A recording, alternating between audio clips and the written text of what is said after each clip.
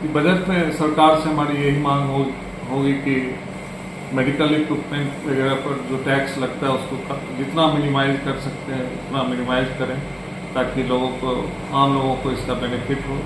दूसरा, उनको इस तरह का बजट बनाना चाहिए जिसमें कि मैक्सिमम उनका ध्यान फोकस जो है वो शिक्षा पर हो और हेल्थ सेक्टर पर, ताकि लोगों को इसका ज़्यादा से ज़्यादा फायदा मिले।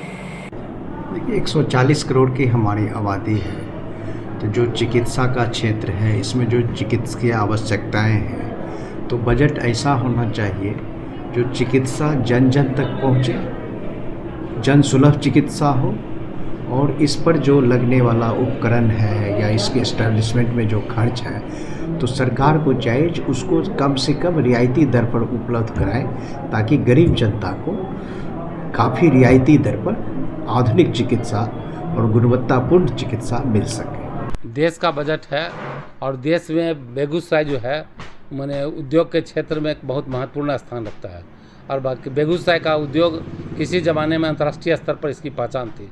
आज बेगूसराय में देखिए, कोई भी बड़ा उद्योग तब डेवलप करता है जब यातायात का साधन होता है।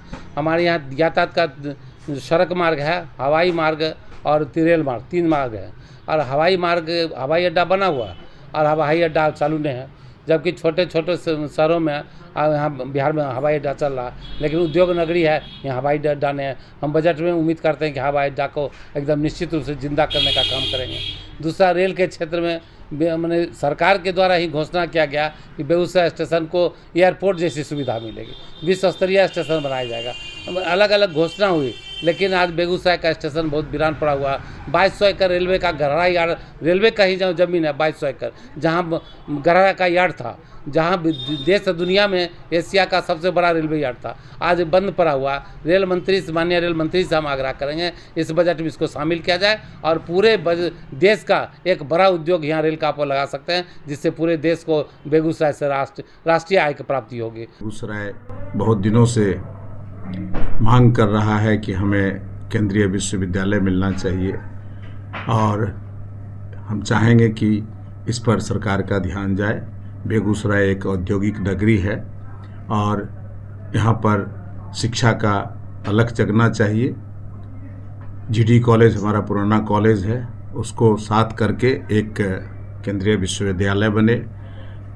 बेगूसराय अपने बिहार में एक औद्योगिक राजधानी के रूप में जानी जाती है, साथ ही साथ यह सांस्कृतिक राजधानी के रूप में भी जानी जाती है। बेगूसराय में उच्च शिक्षा के नाम पर अगर आप कहें तकनीकी शिक्षा की बात करें तो यहाँ 0 सन्नाटा है। बरसों से, आज से नहीं, बरसों से यहाँ मांग हो रही है कि एक विश्वविद्यालय की स्थापना हो। यहाँ से लगभग 125 किलोमीटर दूर है विश्वविद्यालय, वहाँ बच्चों को जाना पड़ता है। तो एक विश्वविद्यालय की स्थापना हो और साथ ही साथ एक तकनीकी विश्वविद्यालय की भी स्थापना हो, और शिक्षा, खास करके तकनीकी शिक्षा गरीब गुरुओं के लिए सुलभ हो कि कोई भी बच्चा अपना नाम लिखा सके। बेगूसराय का हमारे ख्याल बिहार स्टेट में बेगूसराय एक ऐसा जगह है जो सेकेंड इकोनॉमी अपने देश को देता है, चाहे वो स्ट्रक्चर इंडस्ट्री के रूप में हो या फिर टैक्सेशन के रूप में हो। मैं इस बजट में अपने सरकार से इनकम टैक्स प्रणाली में छूट की मांग करता हूं।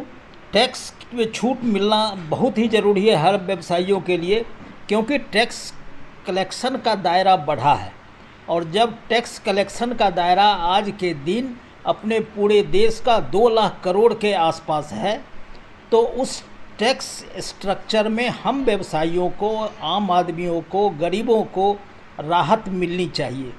ख़ास तौर से हम लोग जो इनकम टैक्स पेई हैं उसमें छूट की संभावना हम तलाशते हैं और उम्मीद भी करते हैं कि इस बजट में हमारे माननीय प्रधानमंत्री जी के द्वारा हम व्यवसायियों को बजट में छूट मिलेगा इनकम टैक्स। जैसा कि हम सब जानते हैं कि बजट आने वाला है और मैं एक छात्रा होने के नाते शिक्षा के ऊपर चाहती हूँ कि ये जो बजट बने वो शिक्षा पे ध्यान रह कर के बने। आजकल के युग में जो तकनीकी शिक्षा मिलती है वो आमतौर पे हमें प्राइवेट कॉलेज में जा कर के, जिसे हम इंटीग्रेटेड कोर्स कहते हैं, वो हमें मिल रहा है, लेकिन इसका कहीं ना कहीं हमें जो है बहुत ज़्यादा फ़ीस देना पड़ता है, 1 लाख 2 लाख 3 लाख। तो हम जैसे मध्यम वर्ग के लोग इतने शिक्षा तो ग्रहण करने हमारे लिए बहुत ही महंगा हो जाएगा। तो हम सरकार से ये अनुरोध करते हैं कि यहाँ पे बेगूसराय हमारे ज़िला में एक सेंट्रल यूनिवर्सिटी खोले, जिससे कि हमें अच्छी शिक्षा भी मिले और कम खर्च भी लगे। जान रहे कि मैं एक स्टूडेंट हूँ और मैं एग्ज़ाम्स देते रहता हूँ। मेरे अनुसार बजट एक इस तरह से होना चाहिए जो छात्र को केंद्र में रख के होना चाहिए। जिस तरह से एग्ज़ाम्स लिए जा रहे हैं, एग्ज़ाम्स को धांधली को रोका जाए। एक बजट का एक कुछ अंश हमारे एक एनटीए को भी दिया जाए, जिससे कि ऐसा एग्ज़ाम कंडक्ट कराया जाए जो कि एकदम बिल्कुल करप्शन मुक्त हो। जिस तरह से करप्शन में, जैसे रिसेंटली एक नीट की परीक्षा हुई है, नीट की परीक्षा में पूरी धांधली होती है, इस तरह से एसएससी की भी परीक्षा होती है जिसमें पूरी की पूरी धांधली हो जाती है। एग्ज़ाम दे के आते हैं, एग्ज़ाम पता चलता है रद्द हो जाता है। जैसे कि हमें यात्रा करने में भी असुविधा होती है एग्ज़ाम के समय में, और बहुत कष्ट स्टूडेंट्स को झेलना पड़ता है।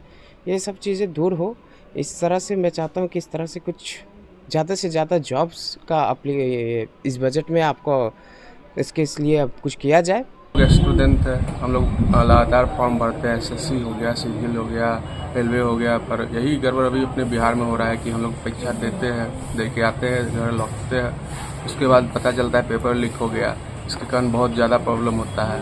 माँ बाप उतना पैसा भी नहीं देते हैं, जो भी है अपने खर्च पे हम लोग इधर उधर जाते आते हैं, एग्ज़ाम देते हैं। जब लौटते हैं, परीक्षा दे के आते हैं, तो एकदम पेपर ही लीक हो जाता है। बहुत मतलब धांधली बहुत ज़्यादा हो रहा है। हम अनुरोध करेंगे अपने बिहार सरकार से या सरकार से कि इस पर रोक लगाए। हमसे जुड़े रहने के लिए हमारे YouTube चैनल को सब्सक्राइब करें और नई वीडियो की नोटिफिकेशन के लिए बेल आइकॉन को दबाएं। अगर आप ये वीडियो Facebook पर देख रहे हैं तो लाइक जरूर करें और ज्यादा से ज्यादा शेयर करें। धन्यवाद।